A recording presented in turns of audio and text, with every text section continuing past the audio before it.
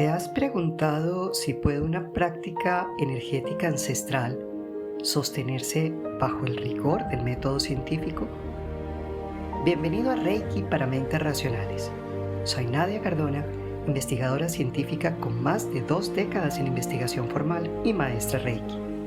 En este espacio analizamos estudios, mecanismos fisiológicos y evidencia publicada en revistas indexadas para responder una pregunta fundamental. ¿Existe base científica que respalde el Reiki? Aquí no hablamos desde la creencia, hablamos desde los datos. Si tu mente necesita evidencia antes de aceptar una posibilidad, este es tu espacio.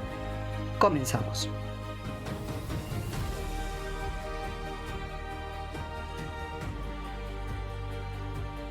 Y si una de las afirmaciones más incómodas para el mundo del Reiki es que, además de ser una práctica espiritual, se puede también probar con la ciencia, porque una cosa es decir, yo sentí alivio, y otra muy distinta es que un hospital con diferentes tipos de pacientes, entre ellos oncológicos, decida medirlo, con resultados interesantes.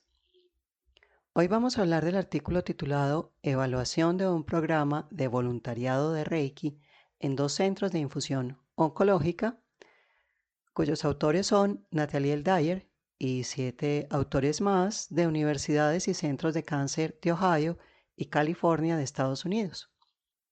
Fue publicado en el Journal of Pain and Symptom Management del 2025.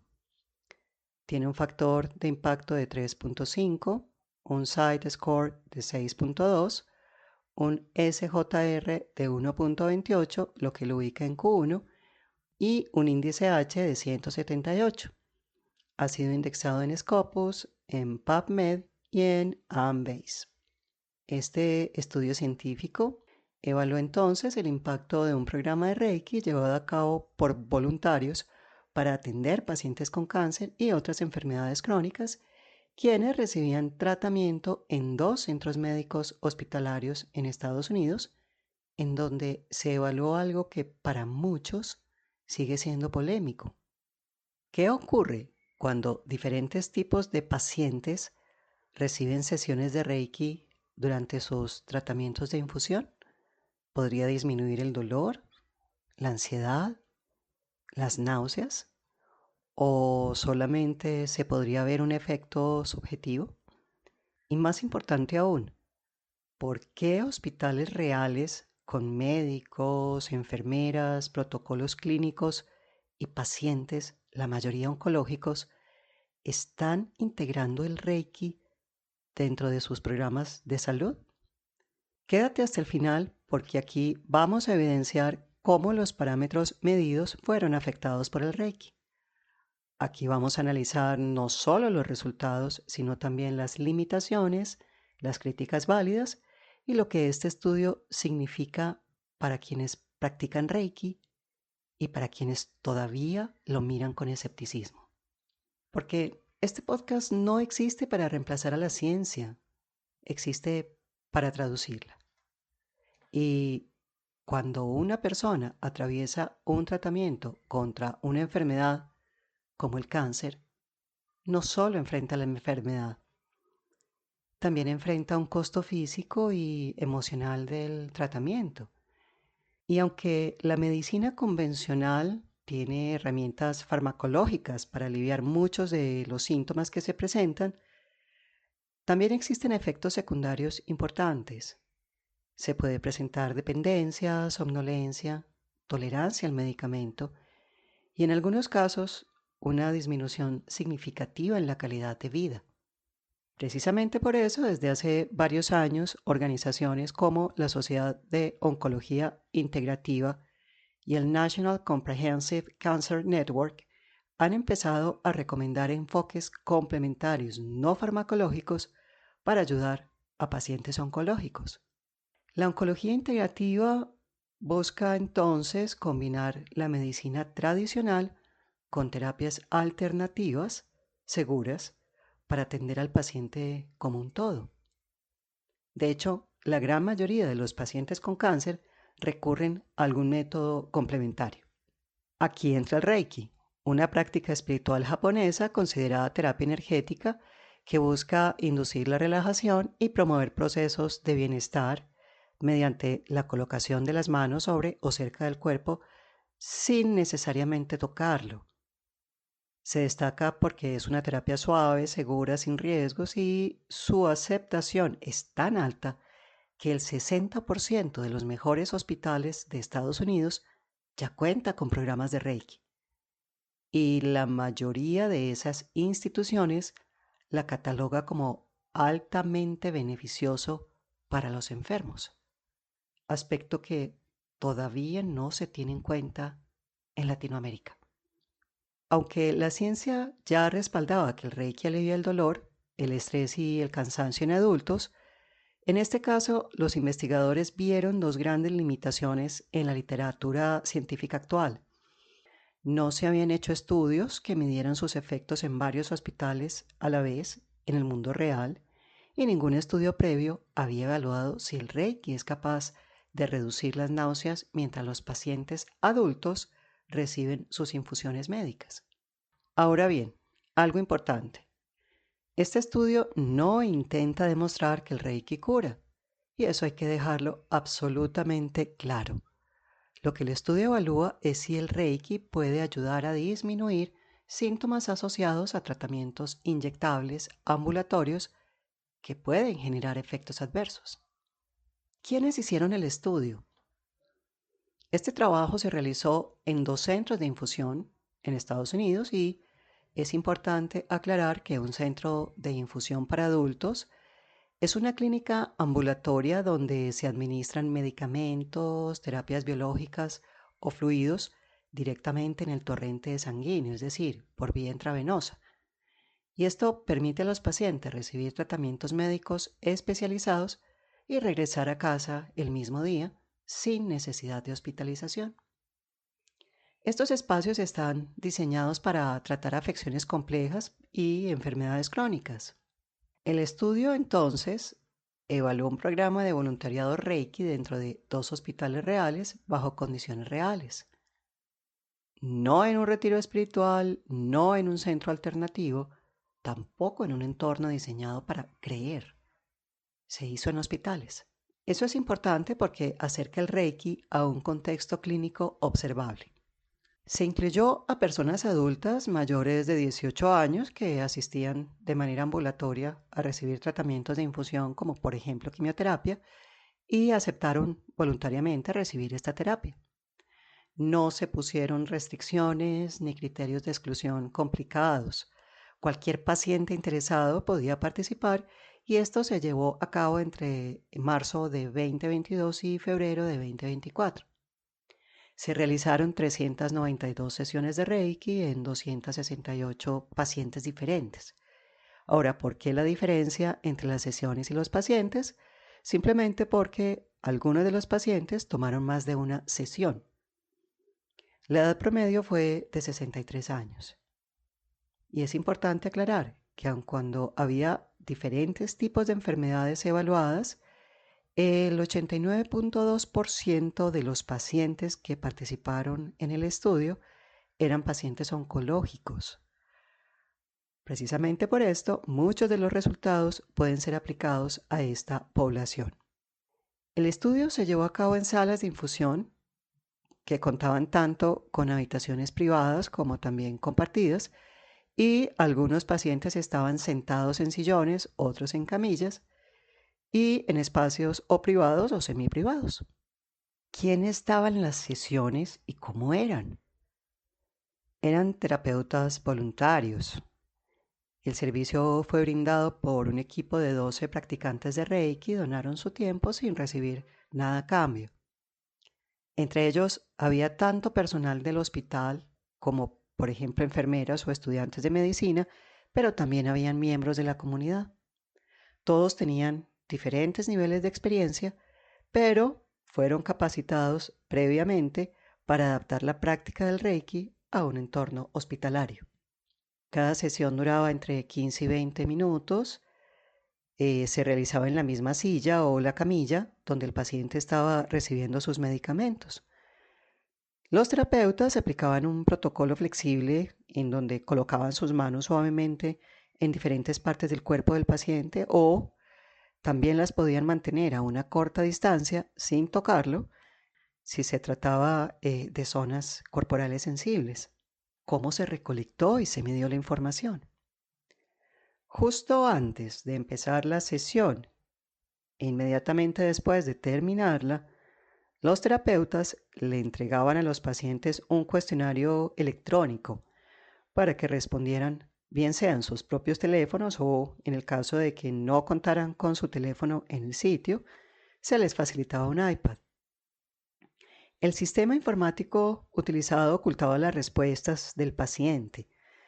De esta manera, ni los médicos ni los terapeutas de Reiki podían ver las calificaciones que se otorgaban.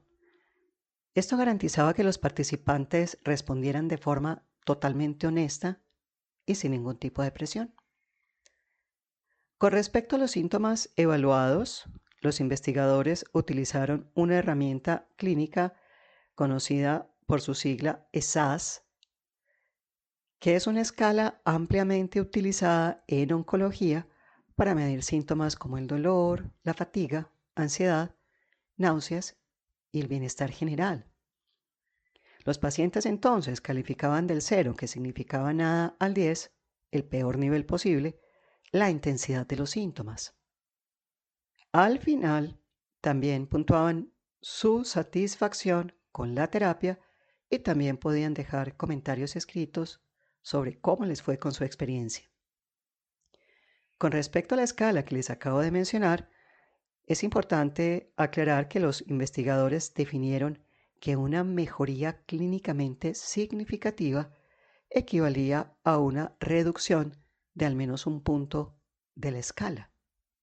Es decir, si la puntuación de un paciente estaba en 4 al inicio, antes de la terapia, y después pasó a 3 después de la terapia, se consideraba como significativa y válida.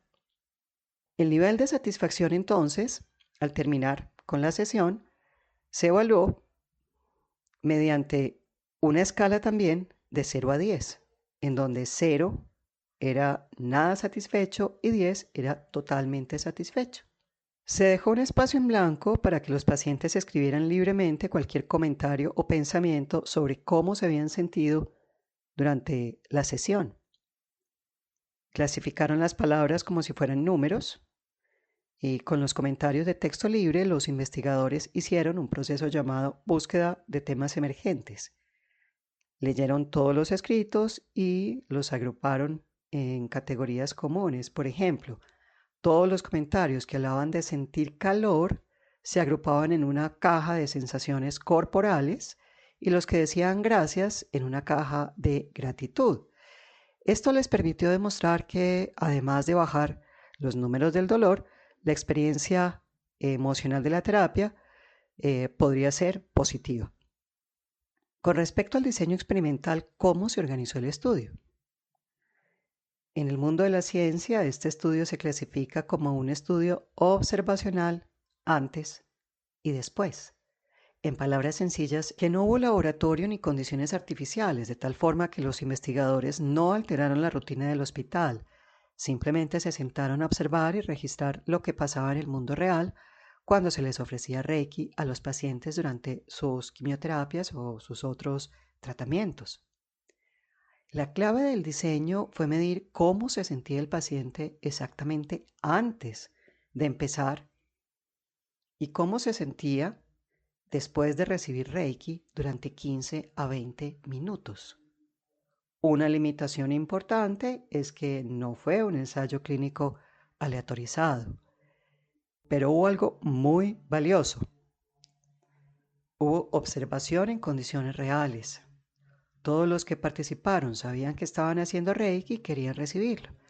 Esto significa que el estudio no puede asegurar al 100% si el alivio se debió exclusivamente a la energía del Reiki o simplemente al hecho de sentirse acompañados y atendidos con cariño. ¿Qué hicieron con los datos? La estadística descriptiva, las tablas y figuras, así como el trabajo con un modelo mixto lineal, se utilizó el programa R440 y RStudio 2024. Una vez que colectaron las encuestas antes de la aplicación del Reiki y después de las 392 sesiones, los científicos hicieron una limpieza y un análisis inteligente de los números. Filtraron a los pacientes.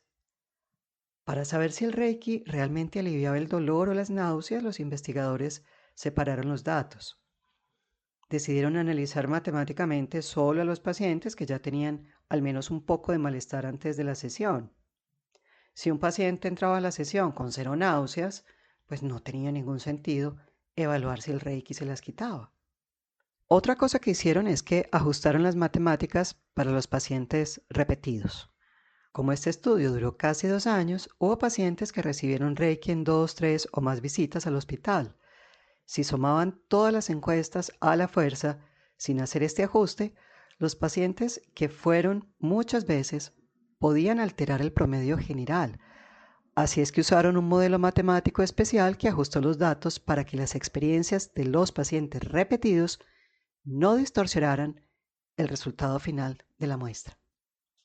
Ahora sí, la gran pregunta, ¿qué encontraron? Los pacientes reportaron mejoras clínicamente significativas en todos los síntomas evaluados. Entonces, en la ansiedad, antes de las terapias del Reiki, se tuvo un promedio en el puntaje de la escala de 4.97 y después del Reiki se obtuvo un 2.88, es decir, bajó 2.09. Con respecto a las náuseas, fue algo sorprendente porque de 4.01 bajó a 1.72, es decir, que bajó en 2.3 puntos. Con respecto al dolor, tenían un promedio de 4.94, bajó en 3.17, es decir, se redujo en 1.78. Con respecto a la fatiga y el cansancio, hubo inicialmente 5.81 y al final se obtuvo una puntuación de 4.48, es decir, bajó 1.33. Con respecto al bienestar general, aumentó de 6.49 a 7.86, es decir, mejoró en 1.37. ¿Por qué son importantes estos cambios? En los estudios médicos que usan este tipo de escalas se considera que cualquier reducción de más de un punto ya es una mejora clínicamente significativa. Un alivio que el paciente realmente lo agradece en su cuerpo. Como se pudo observar, todos los síntomas superaron esta meta de un punto. Las náuseas fueron el síntoma que más disminuyó proporcionalmente, y esto es un logro científico, ya que nunca antes se había medido formalmente si el Reiki ayudaba a frenar las náuseas provocadas por la quimioterapia en plena sala de infusión. Cuando se les preguntó a los pacientes qué tan conformes estaban con la sesión, la calificación promedio fue de 8.8 sobre 10. Algo que me parece fascinante en este estudio es que no solamente recopilaron números, también analizaron los comentarios de los pacientes. Y en los comentarios escritos, las personas destacaron que la experiencia fue sumamente positiva. Los temas más repetidos fueron una profunda sensación de relajación y calma, disminución del estrés y alivio emocional, y sintieron sensaciones físicas agradables como calor o una energía reconfortante en el cuerpo. También notaron cómo disminuía la neuropatía, es decir, ese molesto hormigueo y entumecimiento que la quimioterapia causa en manos y pies. También hubo sentimientos de gratitud hacia los voluntarios y tenían el deseo expreso de volver a sentir Reiki. Y aquí quiero hacer una pausa importante, porque incluso si una persona escéptica dijera, bueno, quizás esto no demuestra el mecanismo del Reiki, es cierto, pero todavía queda una pregunta incómoda. ¿Por qué pacientes sometidos a quimioterapia reportan sentirse mejor después de la sesión? ¿qué está pasando? Y esa pregunta merece investigación seria. Después de estos resultados, los investigadores resaltan que es un estudio pionero en el mundo real, en 2 hospitales a la vez. Además, es el primero en medir específicamente cómo influye esta terapia sobre las náuseas en un contorno hospitalario. Y aunque ya se sabía que el Reiki ayudaba con el dolor y la ansiedad, haber registrado una reducción tan marcada precisamente en las náuseas es un avance muy importante. Sugieren que en futuros estudios sería ideal evaluar a los pacientes en los días posteriores a la quimio para ver si este alivio se mantiene a mediano plazo.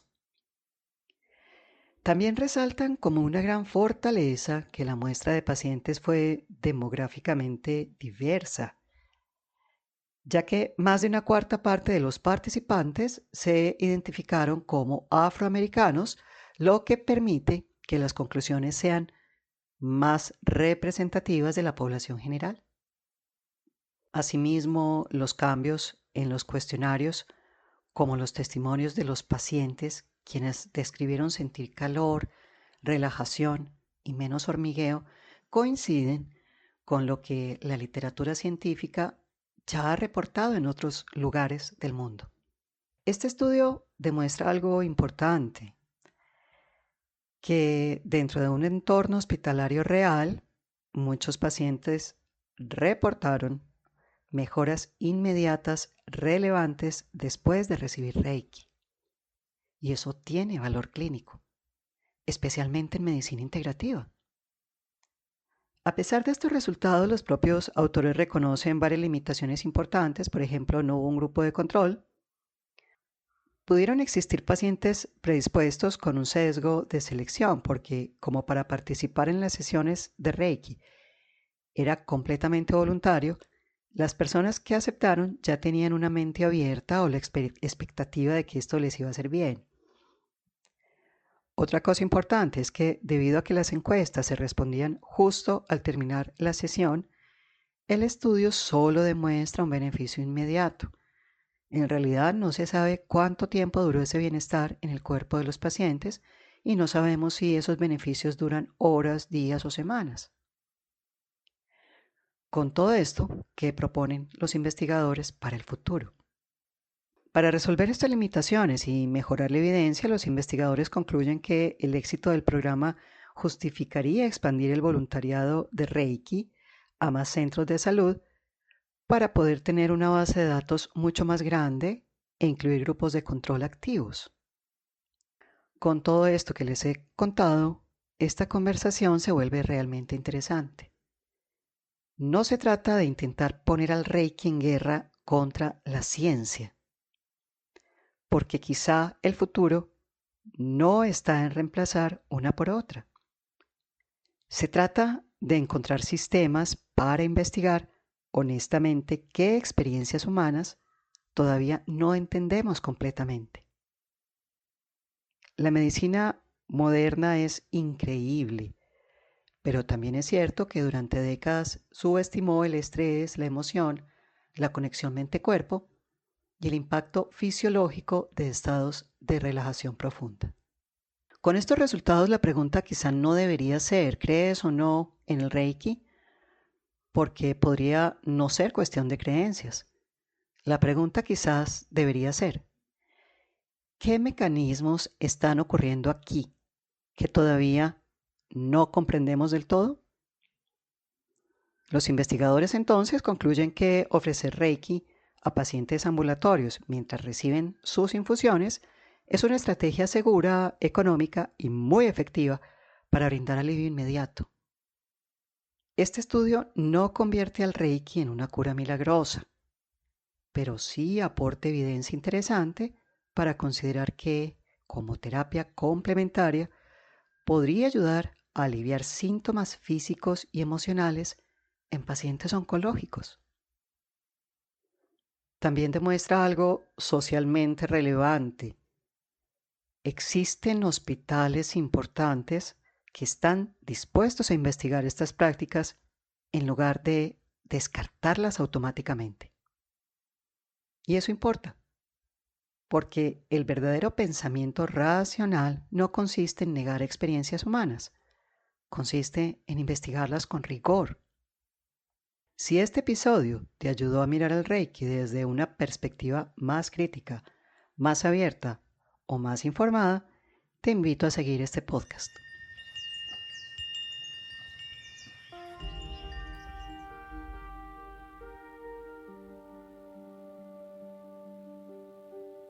Gracias por escuchar Reiki para Mentes Racionales, donde la energía universal se encuentra con la ciencia. Aquí no buscamos convencer desde la fe, buscamos comprender desde la evidencia. Si este episodio aportó claridad, suscríbete al podcast y activa las notificaciones para no perderte los próximos análisis científicos sobre Reiki. Compártelo con esa mente escéptica que aún busca evidencia. Nos escuchamos en el próximo análisis.